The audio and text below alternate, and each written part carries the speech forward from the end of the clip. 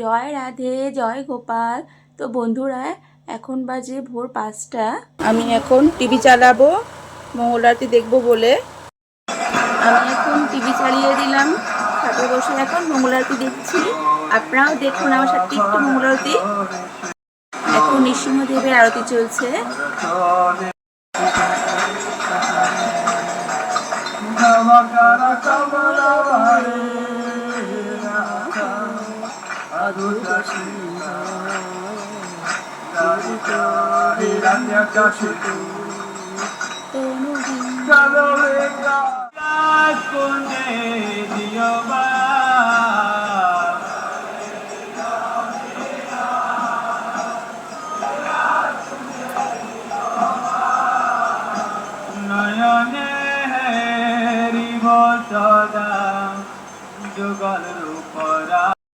আমি এখন ভোরের মঙ্গল আরতি দেখে ঘাট থেকে এখন নামছি।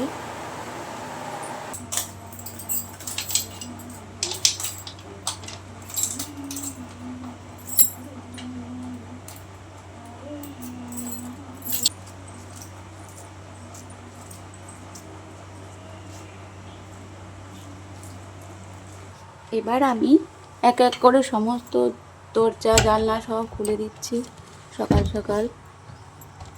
আজকে একটু আকাশটা মেঘলা মেঘলাও লাগছে, গরমটাও পড়েছে, বৃষ্টি হবে কি না বোঝাও যাচ্ছে না। তো আমি সকাল সকাল স্নান সেরে চলে এসেছি। তো এখন আমি গোপালের ঘরে ঢুকে গেছি। তো আমি এখন গোপুসোনাদেরকে তুলবো। ওনারা তিনজনে এখন টেন্টু পরে খালি গায়ে শুয়ে আছে। আমি ওপর দিয়ে একটু চাদর ঢেকে দিয়েছিলাম, তো আপনাদের দেখানোর জন্য চাদরটা আমি তুলে দিয়েছি। এখন গোপুসোনারা সব বসে গেছে। তো আমি এখন রান্নাঘরে চলে এসেছি। তো আমি এখন গোপালকে ভোগ দেব, ভোগ দিয়ে সেবা নেব। তো আজকে হলো একাদশী অনুকল্প প্রসাদ আমরা কি দিচ্ছি ভগবানকে, তো আপনাদের দেখাচ্ছি। আজকে অনুকল্প প্রসাদ হিসাবে নিয়েছি কুমড়ো, আলু, পেঁপে।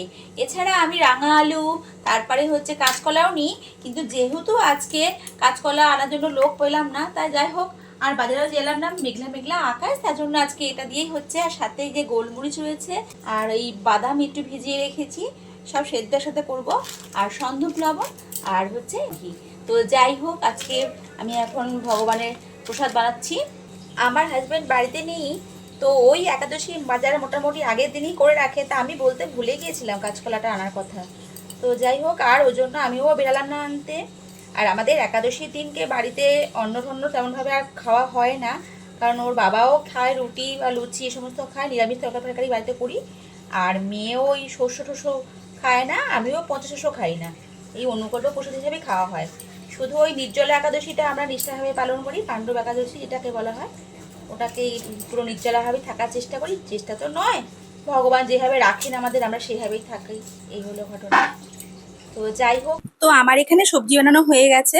এদিকে আমি ঠাকুরের প্রেসার কুকার বসিয়ে দিয়েছি। তো এখানে না আমি আলুগুলো কাটলাম না, গোটা একটু আলু আগে সেদ্ধ বসিয়ে নিলাম, কারণ এই আলুগুলোকে জলটা ফেলে দিয়ে তারপরে চোখলা ছাড়িয়ে আমি সেদ্ধ করব, কারণ এই আলু সেদ্ধ জলটা তো খাওয়া উচিত নয়। তার জন্য আলু সেদ্ধটা আমি আলাদা করে নিলাম এইভাবে।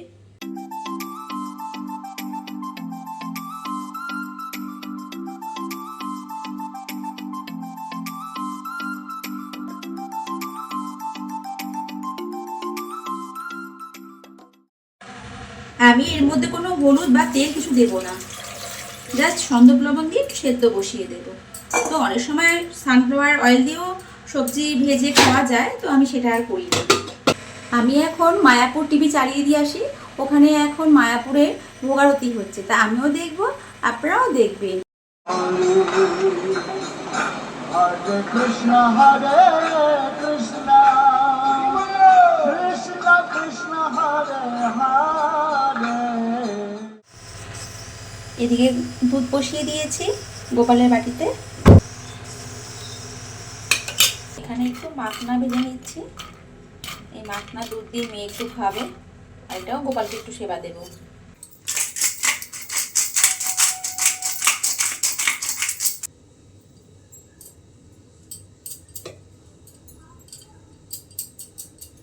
আমি এখানে গোপালকে ভোগ দিয়ে দিয়েছি, আপনারাও দর্শন করুন।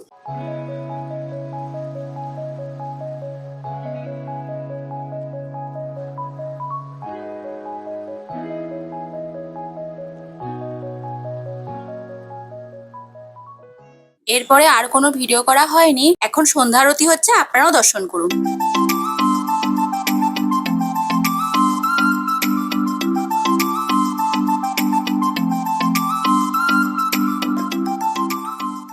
এখন সন্ধ্যাবাতি দিয়ে চলে এসেছি। আমি এখন একটু সন্ধেবেলায় মেয়েকে টিফিন করে দেব। তো এখানে পনিরটা গ্রেট করে নিচ্ছি, বসে নিলাম পনিরটা।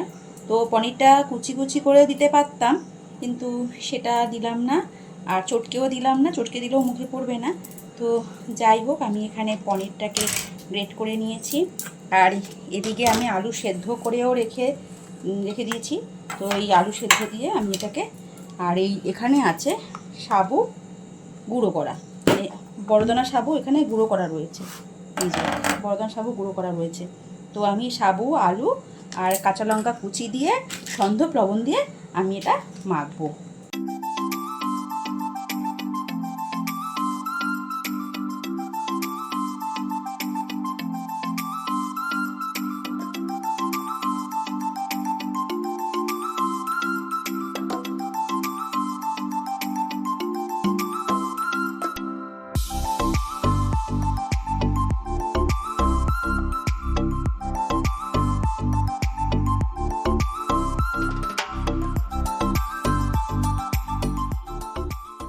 আমি একাদশীর দিনকে সানফ্লাওয়ার তেল দিয়ে রান্না করি। এটা আঁচটা কমিয়ে করতে হয়, না হলে সাবু তো ভেঙে যাওয়ার ভয় আছে। এরকমই বানাচ্ছি, আপনারাও করে খেয়ে দেখতে পারেন। বেশি কড়া করে ভাজবো না।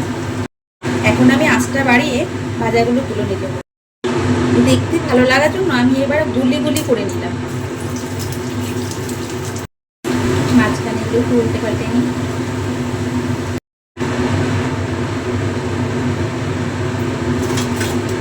তো আমার আজকের ভিডিও এই পর্যন্তই। ভিডিওটি কেমন লাগলো কমেন্টে জানাবেন। ভালো লেগে থাকলে একটি লাইক করে দেবেন। দেখা হচ্ছে পরের ভিডিওতে। ততক্ষণের জন্য টাটা।